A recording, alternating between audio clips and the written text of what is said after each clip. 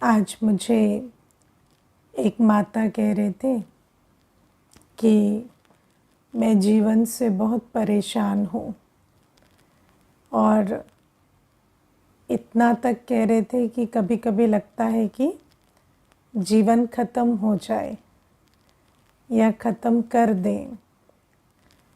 तो मैंने माता को पूछा कि आप ज्ञान में हैं? तो कहती 10 वर्षों से। कहीं से फ़ोन आया था, तो कहती 10 वर्षों से ज्ञान में हूँ।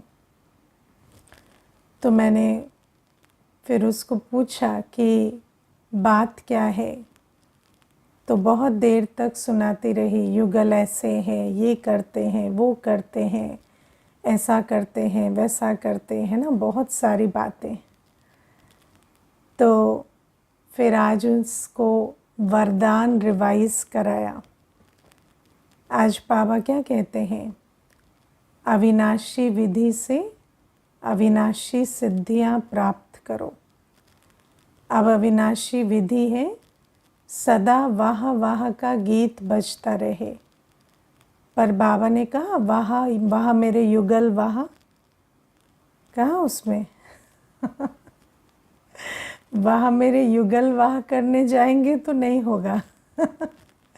इसीलिए बाबा ने बहुत अच्छे से हमें बताया कि पहले वाह बाबा।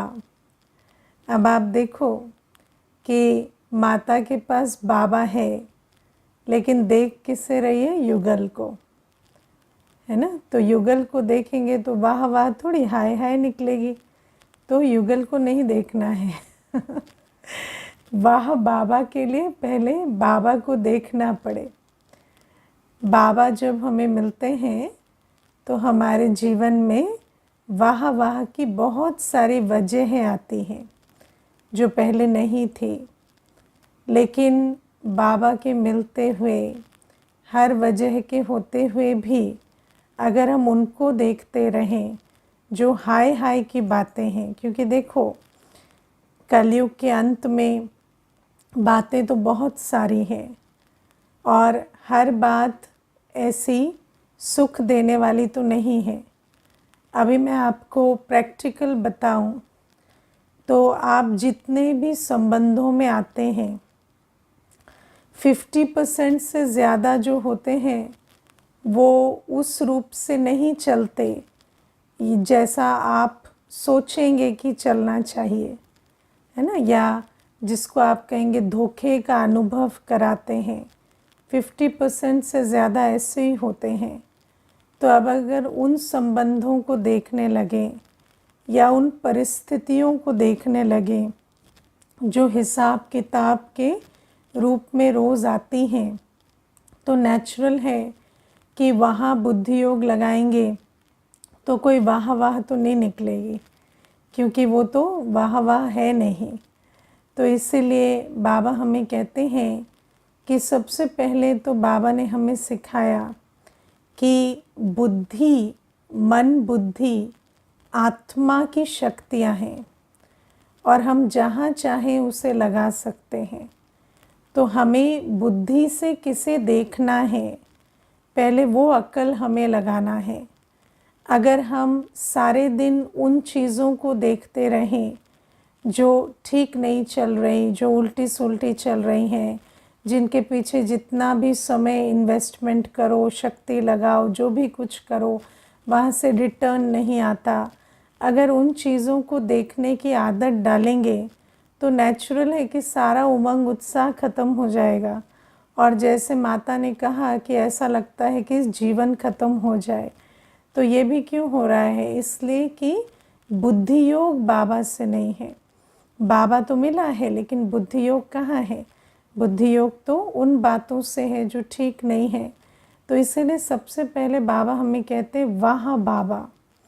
अब बाबा तो वाह है। अब मैंने माता को पूछा बाबा के लिए वाह निकलता है? तो कहते हाँ दीदी, बाबा के लिए क्यों नहीं निकलेगा, बाबा तो है ही वाह वाह। तो बाबा तो वाह है ही ना, बाबा में तो कुछ वाह के सिवाय है नहीं। देखो दुनिया में तो लोग हे भगवान कहते थे, है ना, हाय भगवान कहते थे, लेकिन बाबा को जब हम जान जाते हैं, पहचान जाते हैं, जो पुरानी विधि से जो हमारे अंदर बाबा को लेकर भ्रांतियाँ थी, जब वो ख़त्म हो जाती हैं तो हमारे दिल से सिर्फ वाह बाबा, शुक्रिया बाबा ही निकलता है। क्योंकि हमें समझ आता है कि बाबा तो दुख हरता, सुख करता है। बाबा तो गति सद्गति दाता है, पतित से पावन बनाने वाला है। बाबा तो कभी हमें कोई दुख नहीं देता, क्योंकि पहले तो हम ये भी सोचते थे कि दुख भी भगवान ने दिए। लेकिन जब बाबा आते हैं और अपना परिचय देते, तो वो जो हाय भगवान, हे भगवान से छुड़ाते हमें, और फिर हमारे दिल से वाह बाबा निकलता।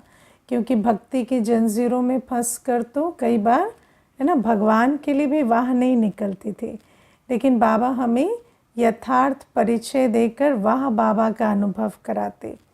फिर दूसरा बाबा कहते वाह मेरी तकदीर, है ना। अब आप देखो कि तकदीर माना कौन सी तकदीर? बेहद की तकदीर। बाबा ये नहीं कहते कि वाह मेरी तकदीर माना मेरे आंगन में 2 गाड़ियाँ खड़ी हैं, बड़ा बंगला है ना, और ये धन धान्य संपत्ति है, ऐसा है। वो भी होगा, उसमें भी कोई है या नहीं है, वो चलो ड्रामा अनुसार जो भी है। लेकिन बाबा कहते कि वाह मेरी तकदीर माना अब हमें बेहद का ज्ञान मिला है कि मैं आत्मा अभी संगम युगी ब्राह्मण, सो भविष्य देवता बनने वाली हूँ। मेरे 21 जन्म दैवी कुल में होंगे। तो बाबा कहते इस तकदीर को सदा बुद्धि में रखो। ये नहीं सोचो अभी ये है, अभी ऐसा होना चाहिए, अभी वैसा होना चाहिए, है ना। ये भोजन खाने का मन था, ये नहीं मिला, है ना। किसी ने मुझे अभी पीछे कहा लीची खाने का बहुत मन था, लीची नहीं मिली तो दुखी हो गए। तो अब आप सोचो कि अगर लीची के लिए दुखी हो जाएंगे तो बेहद की तकदीर कैसे बुद्धि में रखेंगे। तो बाबा कहते ये हद की छोटी छोटी बातें बुद्धि में नहीं रखनी, अभी बेहद की तकदीर बुद्धि में रखनी है कि वाह मेरी तकदीर कि मेरा वर्तमान क्या है, कि मैं डायरेक्ट ईश्वरीय पालना में पलने वाली आत्मा हूँ, और फिर भविष्य मेरा 21 जन्म दैवी कुल में है। पर आप विचार करके देखो कि कितनी देर बुद्धि में सच में बेहद की तकदीर रहती है और कितने समय हद में रहते हैं। क्योंकि अगर हद में रहेंगे तो वह तकदीर नहीं कह सकेंगे, है ना। अभी मुझे याद है एक भाई है, उनकी रिटायरमेंट हो गई। तो रिटायरमेंट होने के बाद उनको कुछ एक कंसल्टेंट की तरह जॉब मिली है, और उस कंसल्टेंसी में उनको बहुत मेहनत पड़ रही है, माना बहुत एक्स्ट्रा काम करना हो रहा है।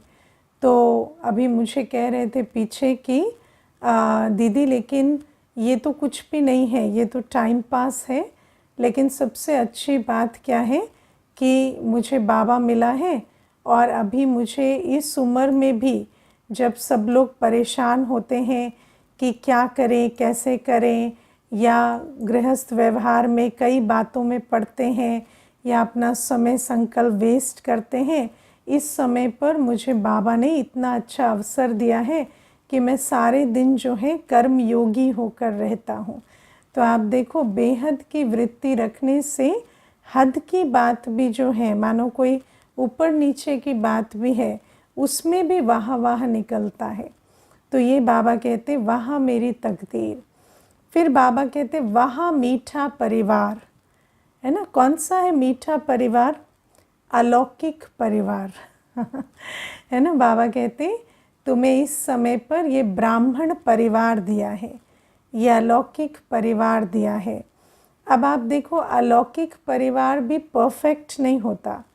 ऐसा नहीं है कि अलौकिक परिवार जो है या ब्राह्मण परिवार है वो हमेशा बहुत मीठा होता है।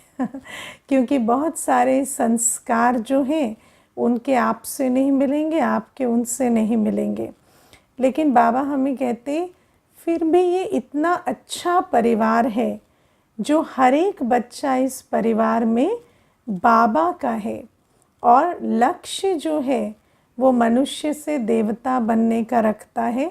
भले ही हर एक पुरुषार्थ में नंबरवार है, लेकिन हर एक के दिल में बाबा है और लक्ष्य तो ये है कि हम मनुष्य से देवता बने, है ना। तो भले ही पुरुषार्थ में भले ही जो नंबरवार हैं, लेकिन अपना अपना पुरुषार्थ तो कर रहे हैं, इंटेंशन में तो प्रॉब्लम नहीं है। तो बाबा कहते हैं कि वह मीठा परिवार, और ऐसा परिवार हमें मिला है कि चाहे हम कैसे भी, है ना, कितनी भी, आप देखो इस परिवार से हमें क्या प्रेरणा मिलती है सदा, कि बाबा को याद करो, भविष्य बनाओ, शिव बाबा याद है, यही बातें हमें याद दिलाई जाती हैं। तो बाबा हमें कहते हैं कि वह मीठा परिवार, ऐसा परिवार जो हमें स्वउन्नति के लिए, विश्व कल्याण के लिए प्रेरणा देता है। दुनिया में कोई है जो आपको श्रेष्ठ कर्मों के लिए या स्वउन्नति के लिए प्रेरणा देता हो? कोई देता है? हाँ, कोई नहीं देता। इसीलिए बाबा हमें कहते हैं कि ये वह मीठा परिवार है जो ये परिवार हमें हमेशा बाबा की याद दिलाता है, श्रेष्ठ कर्मों में अपना जीवन लगे, इस बात की हमें प्रेरणा देता है, चाहे वाणी से, चाहे कर्मों से। और ये जो परिवार है, इसमें हर एक का लक्ष्य जो है वो ये है कि हम बाबा के बने और मनुष्य से देवता बने। इतना मीठा परिवार इस संसार में किसी को नहीं मिलता जितना हमें मिलता है। लेकिन अगर हम लौकिक परिवार के चक्कर में दुखी होते रहें और अलौकिक परिवार में अपना जो संबंध है वो ना जोड़ें। देखो, एक माता है, वो सेंटर पर सप्ताह में एक दिन आती है ना, रोज़ सेंटर नहीं आती, रोज़ क्लास नहीं करती, एक दिन आती है और फिर कहती है लौकिक में ये प्रॉब्लम है, वो प्रॉब्लम है, वो प्रॉब्लम है ना, वो ऐसे हैं, ऐसे हैं। तो एक दिन मैंने उसको कहा, वो कैसे भी हैं पर आपको तो हमसे ज़्यादा प्यारे वही है ना क्योंकि आप यहाँ तो सप्ताह में एक दिन आते हो और रोज़ तो वहीं रहते हो। तो जो हमसे ज़्यादा प्यारे हैं उनके बारे में हमें कंप्लेन क्यों करते हो हमें मत कहो ना फिर कि वो ऐसे हैं, ऐसे हैं, क्योंकि आपको बहुत प्यारे हैं। तो मुझे कहते नहीं, प्यारे तो आप लगते हो। तो मैंने कहा नहीं, ये तो मैं तब मानूँ ना जब आप रोज़ हमें मिलने आओ, सेंटर पर आओ, है ना, मुरली सुनो, तब तो हम माने आपका प्यार हमसे है। प्यार तो आपका वहाँ है और फिर आप कहते हो कि, है ना, उनकी बुराई आप हमें करते हो, तो ये बात अच्छी नहीं है। तो इसीलिए बाबा हमें कहते हैं कि अलौकिक परिवार इतना अच्छा मिला है।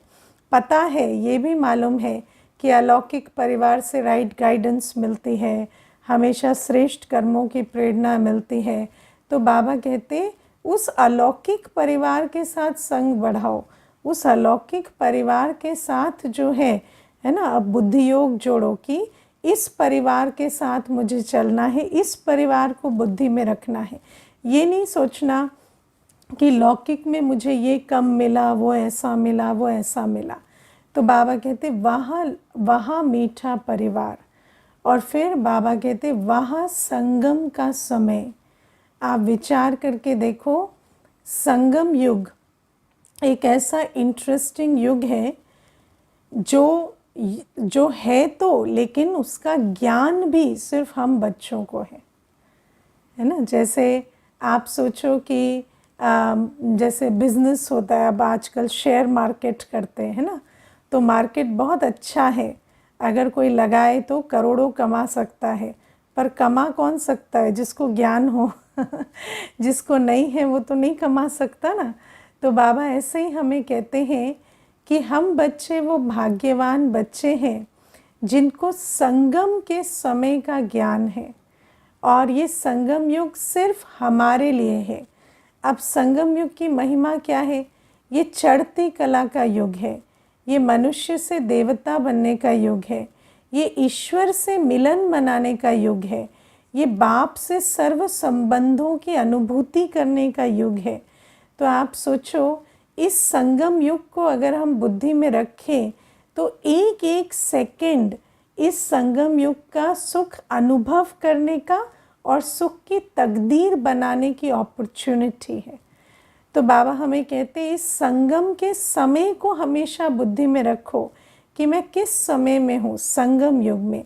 और इस संगम युग से मुझे और वापस कलयुग या द्वापर युग दुख में नहीं जाना। मुझे कहाँ जाना है? मुझे सीधा सतयुग जाना है। तो अगर ये 4 बातें हम बुद्धि में रखें तो वाय की जगह वहाँ हमारे दिल से निकलेगा। तो पहली बात ये है कि हमारा बुद्धि योग कहाँ है? क्या बाबा की तरफ, बेहद की तकदीर की तरफ, या संगम के श्रेष्ठ समय के अनुभव में, या मीठे अलौकिक परिवार के लिए हमारे दिल से वाह निकलती है, या हम दूसरी तरफ पुरानी दुनिया की बातों में फंसकर वाय करते हैं, है ना? ये पहली चीज़। दूसरी बात, इसको ध्यान से सुनना कि अगर ये बात ठीक से नहीं समझी कि बुद्धि योग पुरानी दुनिया से निकाल कर अपनी वाह के गीत में लगाना है, अगर ये काम जल्दी नहीं किया तो क्या होता है पता है? वो जो वाय का संस्कार है ना, क्योंकि पुरानी दुनिया में तो वाय ही है, कितना भी कर लोगे वहाँ रिटर्न नहीं आता। तो वहाँ पर सिर्फ क्वेश्चन मार्क लगता है, ये ऐसे क्यों, वो ऐसे क्यों, उसने ऐसा क्यों कहा, उसने ऐसा क्यों किया।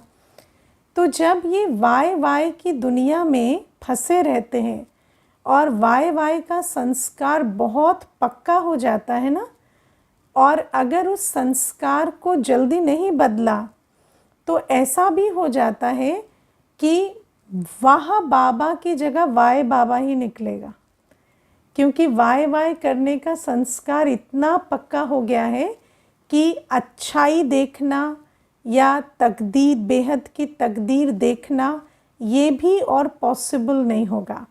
आप मेरी बात को समझ पा रहे हैं? क्योंकि आत्मा जो है वो अगर अपना संस्कार बहुत बिगाड़ देती है तो फिर भाग्य को भी पहचानना या वाह के गीत गाना बहुत मुश्किल हो जाता है। मुझे याद है एक बार हम एक भाई थे, तो बहुत उनका ना ये वाय का संस्कार बहुत पक्का था। तो ज्ञान में भी चलते, लेकिन वही है ना, ये ऐसा क्यों, वो ऐसा क्यों, हर चीज़ में कमी देखना, बुराई देखना। तो मुझे एक बार ज़िद किए कि मैं मधुबन जाऊंगा, तो मधुबन ले गई मैं उन्हें। तो मधुबन में भी क्या किए, हर चीज़ में बुराई देखना, कमी निकालना, यही किए। और 3 दिन के बाद मुझे कहते, यहाँ ऐसे हुआ, मुझे ये अच्छा नहीं लगा, वहाँ वैसे हुआ, मुझे ये अच्छा नहीं लगा। तो मैंने कहा कि आपको पता है कुछ चीज़ें डैमेज बियॉन्ड रिपेयर होती हैं उनका और कुछ किया नहीं जा सकता। आपने अपना इतना बुरा हाल कर लिया है ना कि आपको मधुबन में भी अगर बुराई नज़र आती है तो अभी और क्या ही कर सकते हैं। अभी क्या है कि हमने तो जितनी कोशिश करनी थी हमने कर ली, आगे आप जाने बाबा जाने तो मैंने फिर और उस बात पे इतना हम गए नहीं, क्योंकि आप देखो कई बार क्या होता है, ये जो सारे दिन पुरानी दुनिया में देखो, गवर्नमेंट को देखेंगे, पॉलिटिक्स देखेंगे, है ना, दुनिया भर की बाहर की बातें देखेंगे, सोसाइटी को देखेंगे, गृहस्थ व्यवहार में रहते सारे दिन ये क्यों, वो क्यों, ऐसे क्यों, वैसे क्यों, ये चलाते रहेंगे, हर चीज़ में क्वेश्चन मार्क लगाएंगे। और अगर ये जो बाबा का बनते ही वाह के गीत बजने शुरू नहीं हुए और फिर वो वाय के संस्कार को पक्का करते जाएं, तो एक ऐसा भी समय आ जाता है, खतरा इस बात का रहता है कि फिर वाह करने की शक्ति ही ख़त्म हो जाती और ये वाय ही करेंगे, है ना। तो संगम युग में भी वाय, है ना, ये भी कह देंगे कि संगम युग क्यों आया या बाबा जो है वो क्यों आया, या बाबा में ये प्रॉब्लम है, या बाबा के परिवार में ये प्रॉब्लम है। तो इस प्रकार से ये चलता है। इसीलिए बाबा हमें कहते हैं कि वाह के गीत गाकर वाय को ख़त्म करना है। और अगर आप अपने दिल से ये जो 4 बातों का वाह का अनहद नाद निकलता रहे ना, तो ये भी देखा जाता है कि पुरानी दुनिया में जिन बातों में वाय वाय चलता था ना, उसमें भी एक्सेप्टेंस आ गई। क्योंकि जब दिल में वाह वाह का गीत बजता है और दिल में संतुष्टता है, खुशी है, तो उस खुशी की दिल से हर बात को देखते खुशी होती है। मुझे याद है जब मैं नई नई ज्ञान में आई तो एक माता थी, 25 वर्ष अराउंड से वो ज्ञान में चलती थी, और कितनी भी बातें हो जाएंगी ना उनके आसपास, तो बस एक ही बात कहती है, अब क्या करें, ड्रामा बना हुआ है, ड्रामा बना हुआ है। तो मैं अपने मन में सोचती थी ये एक दिन में कितनी बार कहती कि ड्रामा बना हुआ है। तो लेकिन वो हर बात में उनको कुछ और कहना ही नहीं होता था, कैसी भी बात हो जाए कहेगी क्या करें, ड्रामा बना हुआ है, ड्रामा बना हुआ है, और ऐसे करके फुल स्टॉप लगा देती। कोई बात उनको बड़ी ही नहीं लगती। लेकिन मैंने धीरे धीरे उस बात को समझा जब हम अपनी जर्नी में आए कि देखो कितना सिंपल है। बाबा ने हमें आत्मा का ज्ञान दिया, बाबा का ज्ञान दिया, ड्रामा का ज्ञान दिया, और बाबा कहते हैं 3 बातें फुल स्टॉप है ना, है ही फुल स्टॉप। अगर आप ड्रामा कह दें, अगर आप कह दें हर एक का संस्कार अलग अलग है, या कह दें हमें बातों को नहीं देखना, बाप को देखना है, कोई भी एक विधि आप अपना लें तो सारे दिन आप फुल स्टॉप लगा सकते हैं, क्वेश्चन मार्क से बच सकते हैं। लेकिन वो फुल स्टॉप लगेगा कब? जब इतनी प्रैक्टिस होगी ना वाह वाह की, तो फिर क्वेश्चन मार्क ख़त्म होके फुल स्टॉप लगाने की ताकत आ जाती है। और अगर वाह वाह नहीं किया, वाय वाय करते रहे, तो वाह वाह की जगह पे भी वाय वाय करते रहेंगे। और फिर सोचो अगर ये अपॉर्चुनिटी भी ख़त्म हो गई तो फिर हम वाह वाह कैसे करेंगे, और वाह वाह नहीं करेंगे तो वाह वाह की दुनिया में कैसे जाएंगे। तो ये पहली बात। फिर बाबा कहते आए आए की जगह बाबा बाबा। सारे दिन में मैं कितना कहते हैं, हाँ मैंने ये किया, मैं ये करता हूँ, मैं मुझे ये करना है ना। सारे दिन ये मैं चलता है, और मैं का बोझ बहुत होता है। आप देखना कई बार ना 4 काम या 5 काम किए और उसके बाद बैठकर बस विचार कर लिया, मैंने सुबह से ये भी किया, ये भी किया, ये भी किया, ये भी किया, तो और नेक्स्ट कुछ करने की ताकत नहीं बचती क्योंकि इतना बोझ सर पे आ जाता है कि ये भी किया और वो भी किया कि आगे कुछ करने की ताकत नहीं रहती। तो बाबा हमें कहते हैं कि बाबा बाबा सदा, तो क्या होगा, लाइट रहेंगे। और जो लाइट होता वो तो कितना कुछ कर सकता, उड़ती कला में जा सकता, विश्व परिवर्तन का कितना भी बड़ा कार्य कर सकता। लेकिन जो मैं के बोझ में फंस जाता, वो कहते हैं ना थोड़ा सा ईगो से गिरावट होती है, क्योंकि ईगो रास्ते का पत्थर बन जाती है। जैसे ही मैं चलता है तो आगे कुछ भी करने की ताकत ख़त्म हो जाती है। तो बाबा इसलिए कहते सारे दिन मैं की जगह बाबा बाबा। सिर्फ कहने में नहीं, कई कहने में बहुत चतुर होते हैं ना, मैं की जगह बाबा कहेंगे लेकिन अंदर मैं ही रहता है ना। लेकिन बाबा कहते भले ऊपर से जो भाषा है वो तो ऐसी रखो कि मैं, आप देखो ऑफिस में बॉस कहेगा कि आप ये जो सबमिट कर देना काम, तो क्या कहेंगे, बाबा कर देगा, ऐसा कहेंगे क्या मैं आपको एक बहुत अच्छी बात इसमें बताती हूँ। एक भाई था, वो कपड़े सीता था, ठीक है ना, तो मुस्लिम था।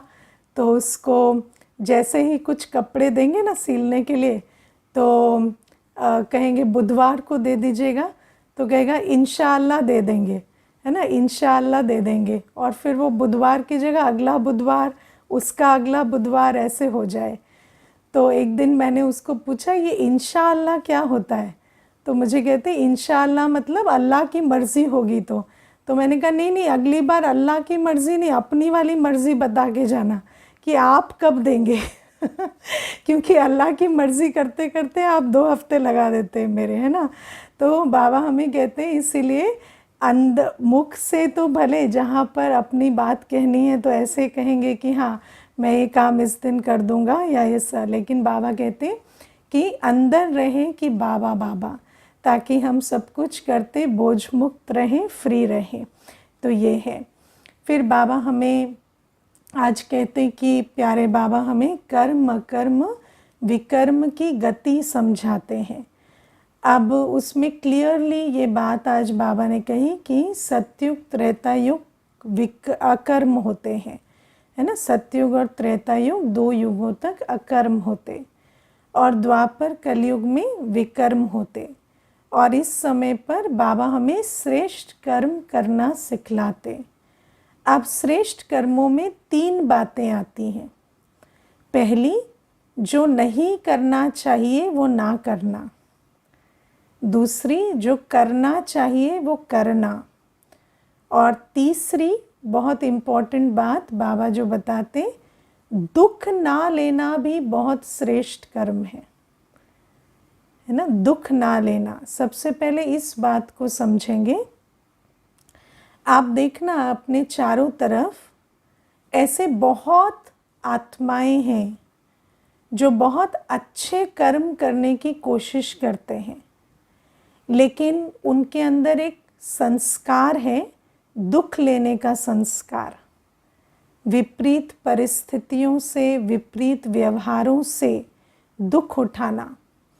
अब जब दुख लेने का संस्कार होता है ना, तो थोड़े दिन आप अच्छे कर्म करेंगे, लेकिन फिर दुख लेने का संस्कार जो है वो आपको बोझिल करता जाता है और धीरे धीरे वो जो उमंग उत्साह है श्रेष्ठ कर्म करने का वो ख़त्म हो जाता है।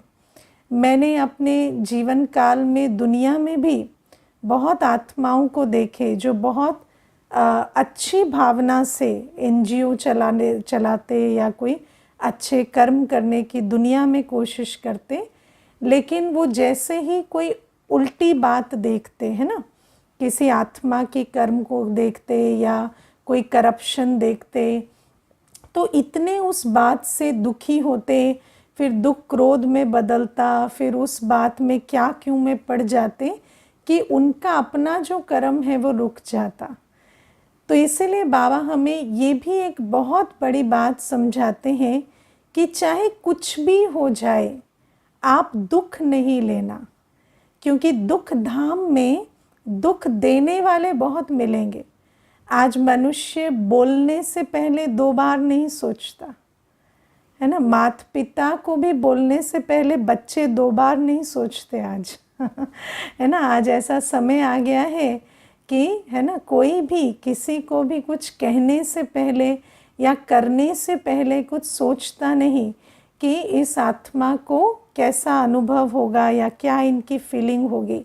इसलिए बाबा हमें कहते हैं दुख धाम में जहाँ पर हर एक आत्मा पतित कांटे की तरह है, यहाँ दुख ना लेना ये बहुत ज़रूरी है, क्योंकि दुख देने वालों की कोई कमी नहीं है, ना व्यक्ति के रूप में ना परिस्थितियों के रूप में। तो ये भी श्रेष्ठ कर्म की गति में एक बहुत बड़ी बात बाबा हमें समझाते हैं, क्योंकि दुख ना देना ये तो हमें सबने सिखाया, लेकिन दुख ना लेना नहीं सिखाया। और ज़्यादातर ऐसा देखा गया है कि जो दुख दे नहीं रहे वो दुख ज़्यादा ले रहे हैं क्योंकि वो सोचते हम तो किसी को दुख नहीं दे रहे, ये मुझे क्यों दे रहे हैं। तो इसी कारण से क्यों क्यों करके और ज़्यादा दुख ले रहे हैं।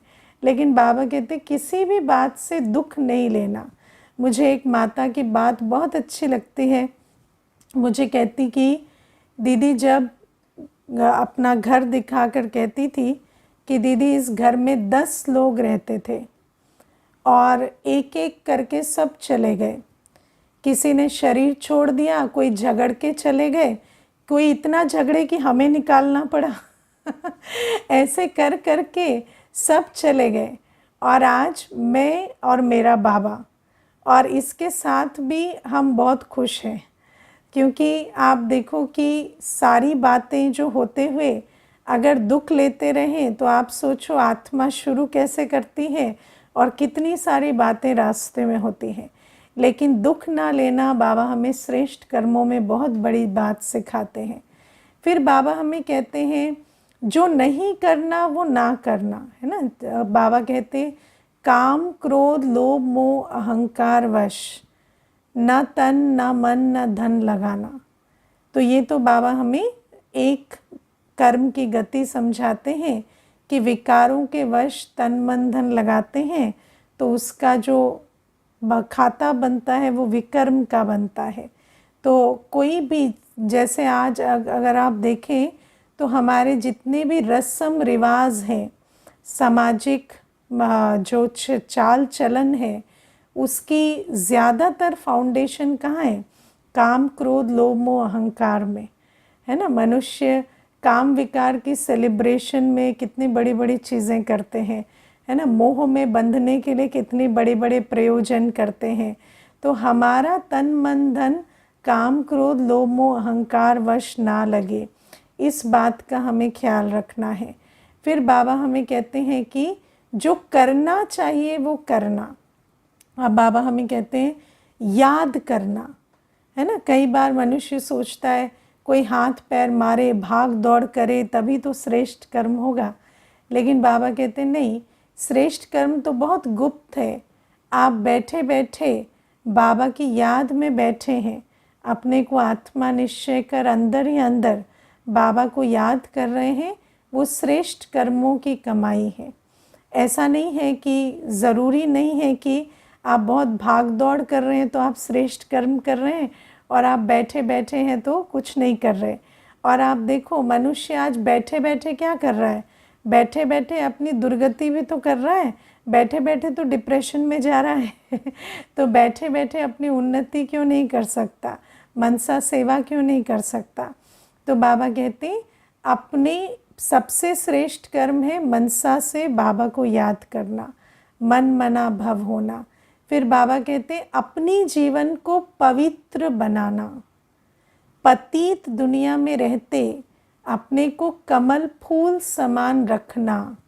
ये बहुत मेहनत का काम है ना। देखने में साधारण लगता है, लेकिन अपना भोजन, अपनी चाल चलन, अपनी दृष्टि वृत्ति, अपने संकल्प भावनाएं, अपने कर्मों को पवित्र रखना, पतित संसार में रहते, ये बहुत बड़ा श्रेष्ठ कर्म है ना। कई बार जैसे मुझे याद है, एक बार किसी ने मुझे पूछा कि बीकेस जो हैं वो क्यों जाएंगे सतयुग में, है ना, ऐसा क्या बड़ा काम कर रहे हैं? तो मैंने उनको यही कहा कि हम पुरानी दुनिया में, पतित दुनिया में रहते पवित्र रहते हैं ये बहुत बड़ा काम है जो बाबा हमें सिखलाते हैं, और हम श्रीमत पर कल्प पहले प्रमाण ड्रामा अनुसार करते हैं। तो बाबा कहते हैं ये पवित्र रहना, है ना। देखने में साधारण लगता है कि ये भोजन बाहर से नहीं खाते, ये नहीं करते, वो नहीं करते, ब्रह्मचर्य में रहते हैं, शुभ भावना शुभ कामना संपन्न रहना, लेकिन बाबा कहते हैं मासी का घर नहीं है, पुरुषार्थ की आवश्यकता पड़ती है। और बाबा कहते हैं आदि से अंत तक जो अखंड पवित्रता में रहते वो अखंड राज्य के मालिक भी बनते। तो प्योरिटी को मेंटेन करना ये बहुत श्रेष्ठ कर्म है। फिर बाबा कहते रूहानी सेवा करना, है ना। दुनिया में भी आप देखो कि लोग मोटिवेशनल लेक्चर्स देते हैं और बहुत सारी चीज़ें करते हैं, लेकिन हम मोटिवेशनल स्पीकर्स नहीं हैं है ना। हम आत्माएं रूहानी सेवा करती हैं। रूहानी सेवा माना अपने हर वाणी से, कर्मों से आत्माओं को अपने स्व के और बाबा के नज़दीक लेकर जाना। हर आत्मा को अपनी स्वस्थिति में स्थित करना, अपने स्वमान में स्थित करना और बाबा की याद में स्थित करना, बाबा से संबंध में लेकर आना। इसको कहते हैं रूहानी सेवा।